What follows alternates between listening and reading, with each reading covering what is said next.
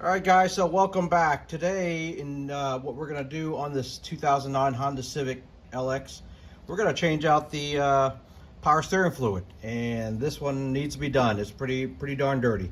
Pretty simple procedure. What I'm going to do, I'm basically doing a drain and fill.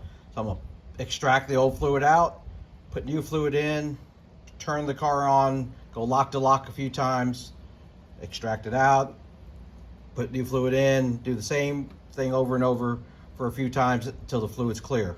So let's get the stuff together and I'll be right back. All right, folks, so here's what we're gonna need. We're gonna need at least 2 bottles of power steering fluid, if not 3, depending on how many times you want to extract the fluid. And I got this little pump to extract the fluid, and then a container to hold the dirty fluid. And that's all we'll need. Let's get started.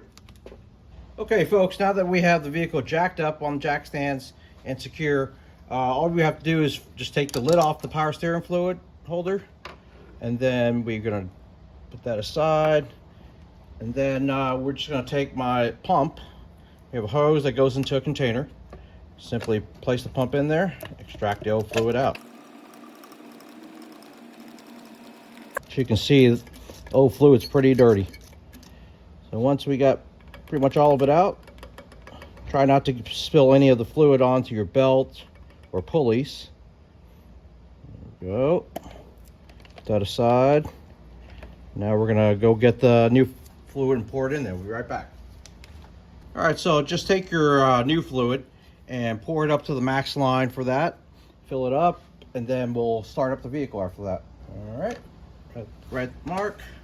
Now we'll just start it up, and then we'll turn the steering wheel lock to lock a couple times, turn off the vehicle, extract the fluid out, and repeat the procedure.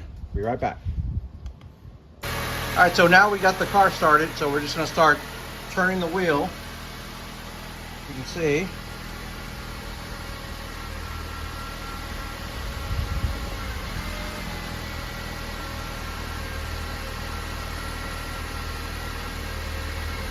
Do that a couple times, and then we'll extract the fluid again.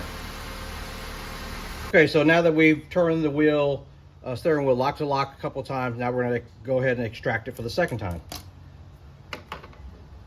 Simply place the pump back in there. Once again, try not to get fluid on your belt or your pulley.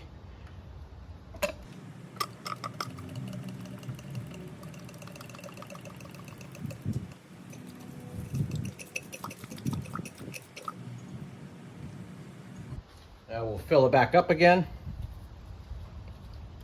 All right, so now we're gonna once again start up the vehicle, turn the wheel lock to lock 2 to 3 times, and we'll go ahead and extract it out again.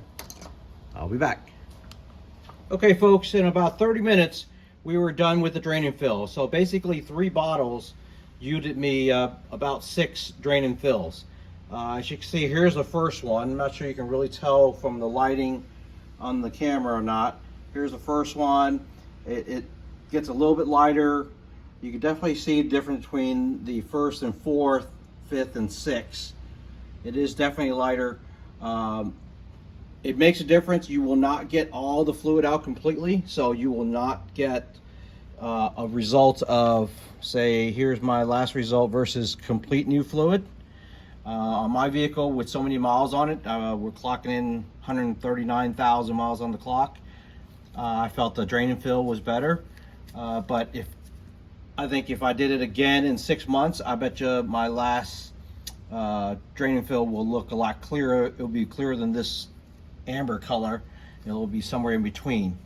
But like I said, this is a quick, easy maintenance item that a homeowner can do with no special tools. All I used, as you saw, was just a simple pump, cups, and a container to hold it, and 3 new bottles of fluid. And all you do is, like I said, drain it, fill it, turn it lock to lock a couple times, drain it again, fill it, lock to lock, repeat. That's all you do. And hopefully this will help you extend the life of your vehicle and your steering system. So I hope this helps. Thanks again for watching.